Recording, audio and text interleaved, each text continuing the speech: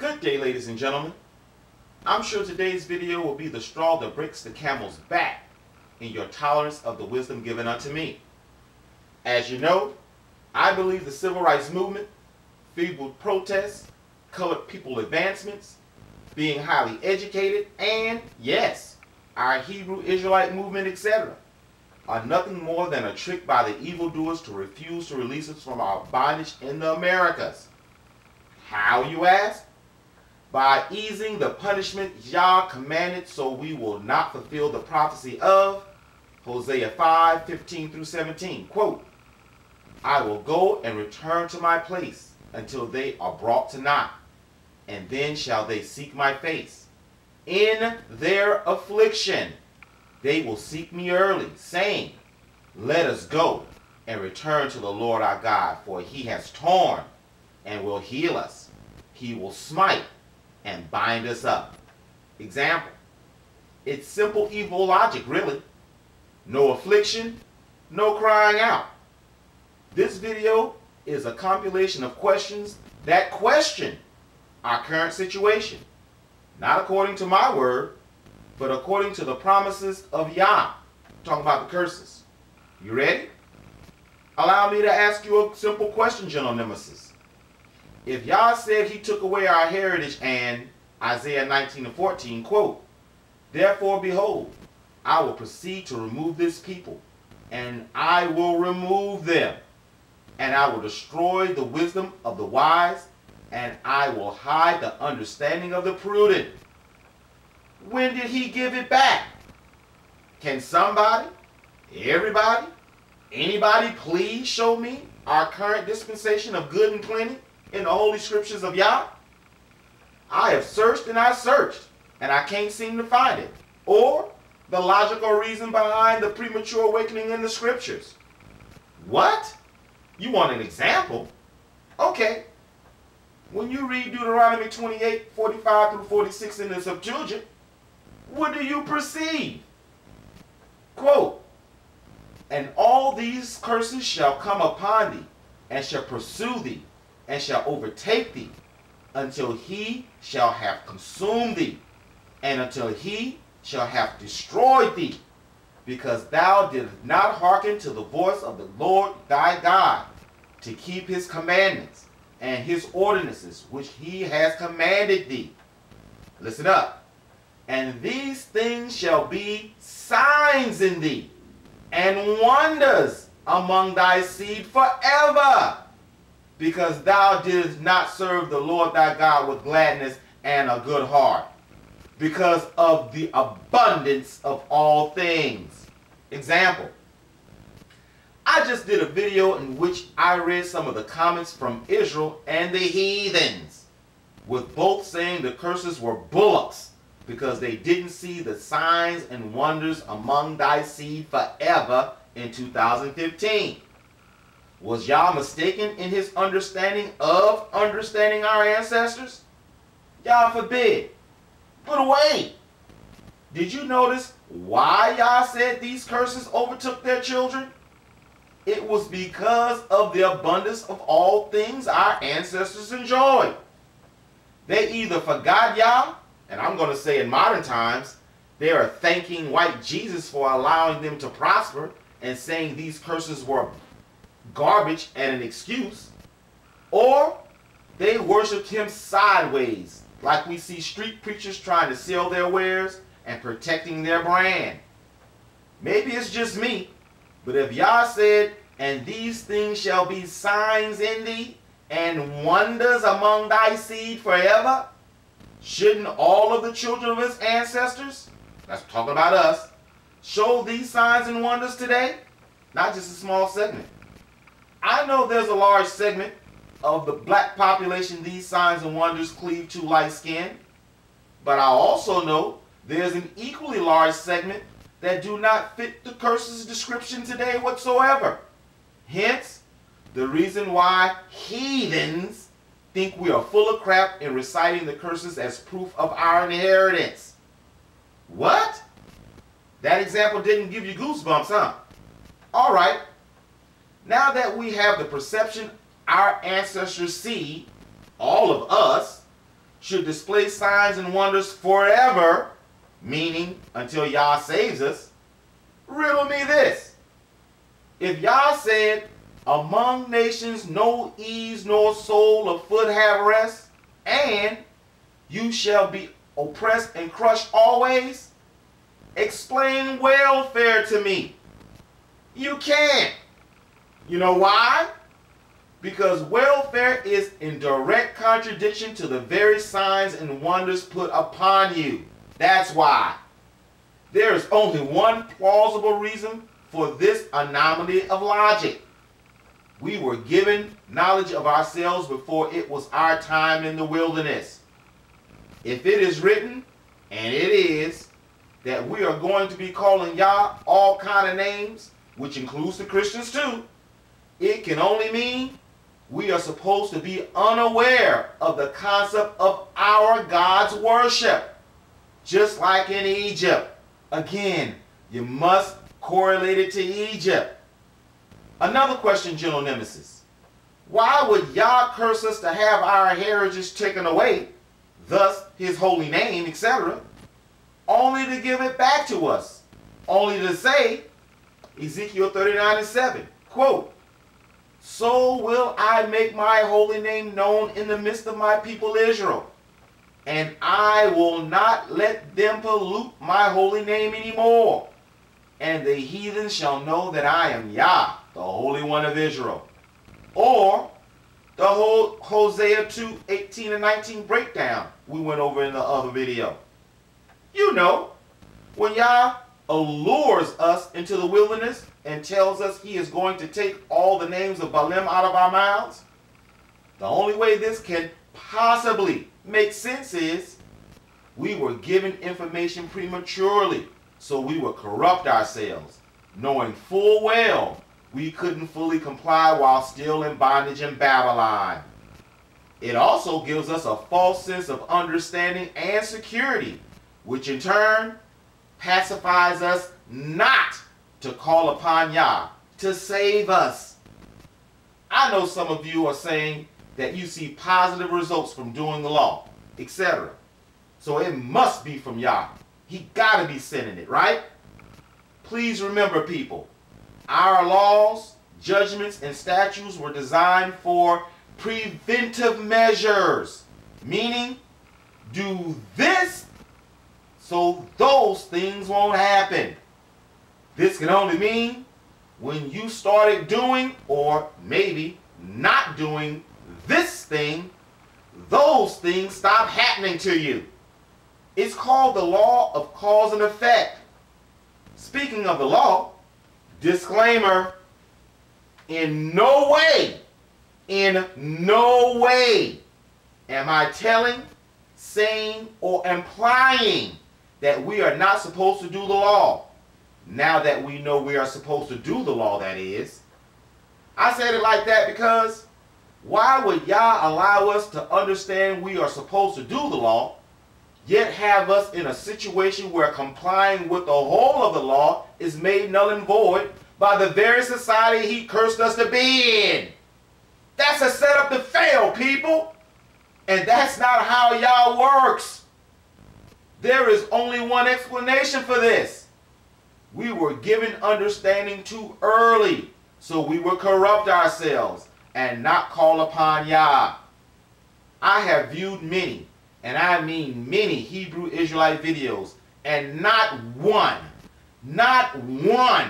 are telling the people the very mechanism that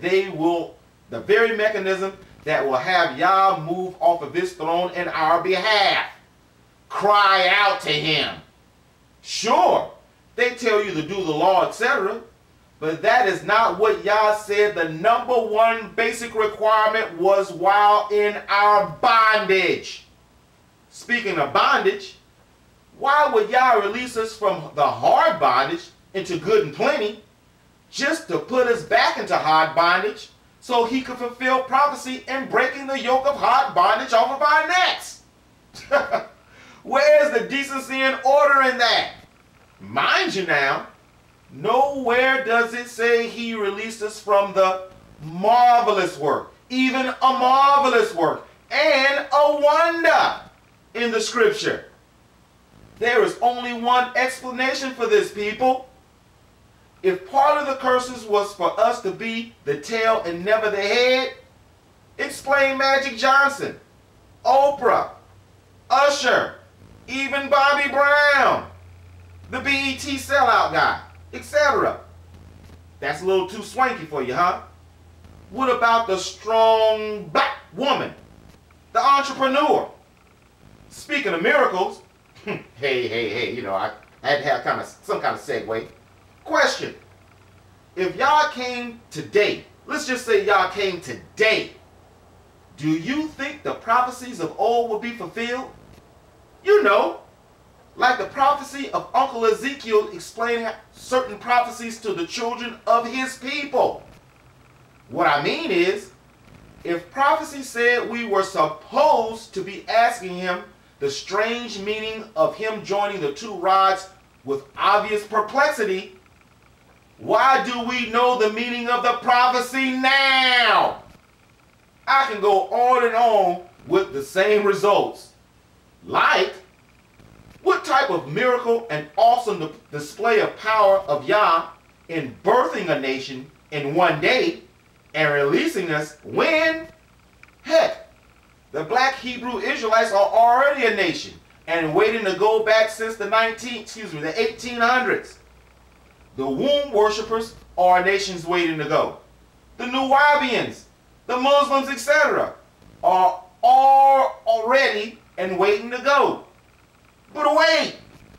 To further the affliction of the question, all who are not a felon and have skills can release themselves right now. There is only one plausible explanation for our current diaspora, ladies and gentlemen. The evildoers jumped the gun and gave us knowledge we were not supposed to have yet. It's simple. Because the crack of the whip is gone and the bubbly flows daily, we have been conditioned to think the curses of Yah that Yah put upon us either no longer apply or Yah somehow released some of the pressure from the pipes. When the bylaws of the curses clearly say, Deuteronomy 28, 58 through 59, quote, if thou, our ancestors, will not hearken to do all of the words of this law, which have been written in this book, to fear this glorious and wonderful name, Yah thy Elohim, then Yah shall magnify thy plague and the plagues of thy seed, great and wonderful plagues, and evil and abiding diseases. Example, it doesn't say just the plagues. It said magnify thy plague on them and their seed, us. Now, if you get one of these plagues in Egypt, all you have to do is use your free Medicaid card and go to the doctor. The curse is cured. Another nation will eat up the fruit of thy labor, huh? Just pull out your EBT card and eat up the food of someone else's labor. No more curses. People, there is only one explanation for this breach of decency and order. The evildoers went too far by refusing to let us go. How? By giving us free range versus freedom and concessions that make Yah's signs and wonders in his people null and void in the present day. Think how simple it was. Just a whisper in one man's ear in the 1800s have effectively gotten us to corrupt ourselves, thinking what we are doing is pleasing to Yah. But upon further review of the situation, we have pushed ourselves even further away from his face. What? You got to be joking. You still not convinced? All right. Question. We just read Yah said he was putting curses upon his people, so these things shall be signs in thee and wonders among thy seed forever, right? We also just read, quote, then the Lord shall magnify thy plagues, and the plagues of thy seed, great and wonderful plagues, in evil and abiding diseases. Right? Well, I got another question. When you read Ecclesiastes 1 and 9, which is, quote, what is that which has been? The very thing which shall be. And what is that which has been done? The very thing which shall be done. There is no new thing under the sun. What do you perceive? I perceive this lines up with everything else we just read. Meaning, whatever curses placed upon our ancestors will manifest in their children's curses also. Caveat question. If I can show you a curse that has only manifested itself recently, and not during the glorious antebellum slavery or the righteous Jim Crow era, would you at least consider my theory then? I don't know what your answer is because this is a video. But if you said yes, and only if you said yes, when you read Deuteronomy 28 and 56, what do you perceive? Before I start, ladies, I am getting no pleasure out of saying this. I'm just as flaccid as can be right now. I understand there is a time and place for everything. This is not the time for I told you so's. Saying that, Deuteronomy 28 and 56, quote, and she that is tender and delicate among you, whose foot has not essayed to go upon the earth for delicacy and tenderness, shall look with an evil eye on her husband in her bosom, and her son, and her daughter. As all the fellas say, yep, yep. Example. Can you think of another point in time and space where this has happened to the so-called African Americans other than the present? I can do an entire video on this one verse, but this is not the time. One last joke to your perception. With all of the revisionist history and political correctness permeating the world's landscape, the institution of slavery, thus our signs and wonder, will be lost within a few generations. Texas is leading the way to fulfilling this with their whitewashing of the reference of bondage slavery for the quaint and non-dehumanizing slogan of unpaid apprenticeships. Think about it. If you know nothing about slavery, you will not perceive the Bible was talking about you. You don't perceive the Bible is talking about you, you will never read it to find out the key to salvation from Yah. You never find out the key to salvation from Yah? The evildoers' plan of refusing to let us go, thus more time upon the earth, is their manifest destiny. But wait! I'm going to end this video with an example I should have started it with. I don't know about you cats or the God that you serve, but my God, the Most High Yah, doesn't do anything that is not pure with decency or with order or without order. Question: do you really think Yah gave us the King James Version or the Tanakh for clear understanding? Really? That's like saying Yah set us up to fail if you said yes. It said search the scriptures, not search 15 million books to find the truth, does it? Why have you learned Hebrew to find out the matter when he is going to give us another pure, uncorruptible language to worship him in truth? Do you really think Yah is pleased or sanction us to half-step towards him? Didn't we read half-stepping was why he punished our peeps? White man, that's short for peoples, which is slang for ancestors. In the first place, this is the dilemma. Double-edged sword, trap, catch-22, and conundrum the evildoers put us in when our parents gave their excuse me.